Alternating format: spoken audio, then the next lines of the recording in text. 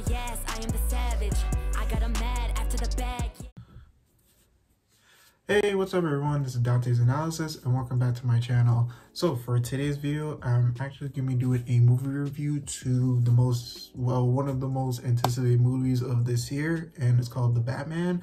And I'm pretty excited to get into this movie because I actually had a chance to go see it a couple of hours ago, and I have to say that this movie was actually pretty interesting. I would say that this movie, well, I should get into the director of the movie. Director of the movie is Matt Reeves, and of course we have our lead actor Robert Pattinson and also Zoe Kravitz, and we also have other side characters, of course Jeffrey Wright playing as James Gordon, and Andy Serkis playing as Alfred, and of course a whole slew of other side characters. And this movie, it definitely takes a more grittier and darker tone of Gotham City. You could really feel like the heavy dark atmosphere in the movie it has to offer.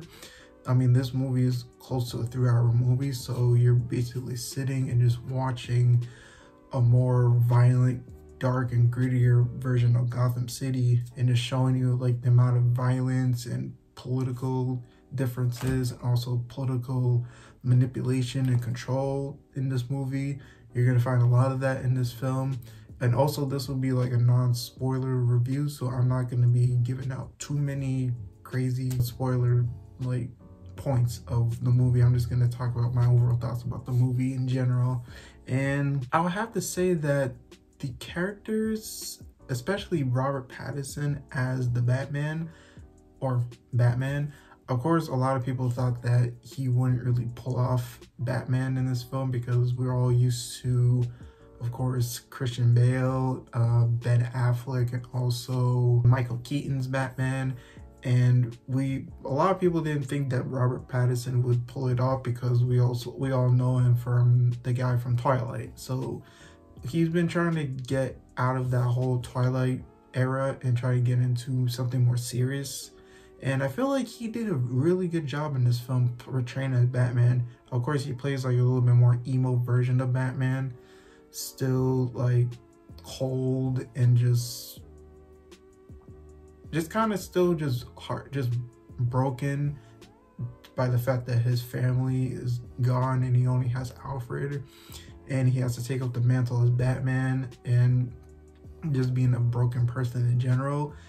And it just shows you like the amount of burden that this guy has had throughout the whole film. It's just like, sheesh, it's very burdensome, and you could just feel the weight on the shoulders throughout this whole film, and it's actually really good to see that. And I also really like the dynamic between Batman and Catwoman, because they really do make a great team together, and that was also pretty cool. Of course, I also like the Batman's and Alfred's relationship, even though in the beginning it wasn't really all that great because Batman was of course Bruce was kind of neglecting his family legacy, or it's like his duties as like a CEO, head of Wayne Enterprises.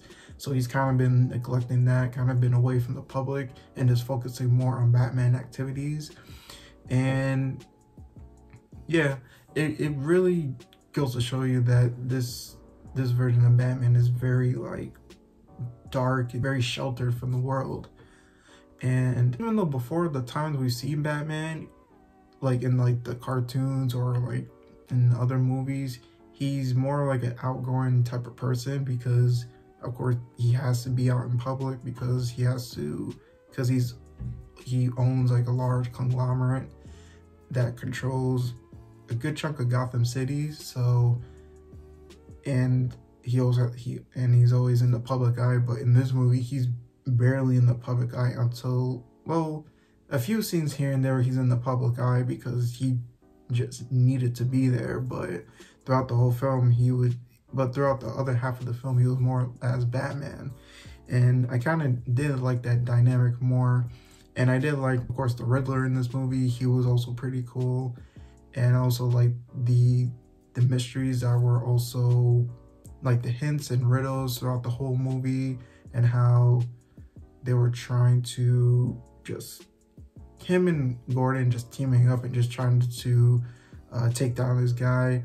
And of course there was a lot of surprises in the movie that we didn't really expect in this film, and also a lot of turning points that led to someone who you thought was the main guy also turned out to be another guy that was pulling strings behind the scenes, and you just never know. It's like this movie has like a lot of twists and turns, and I like that very much. And yeah, that's really all I gotta say about this film. The cinematography was great, the visuals were amazing from beginning to end.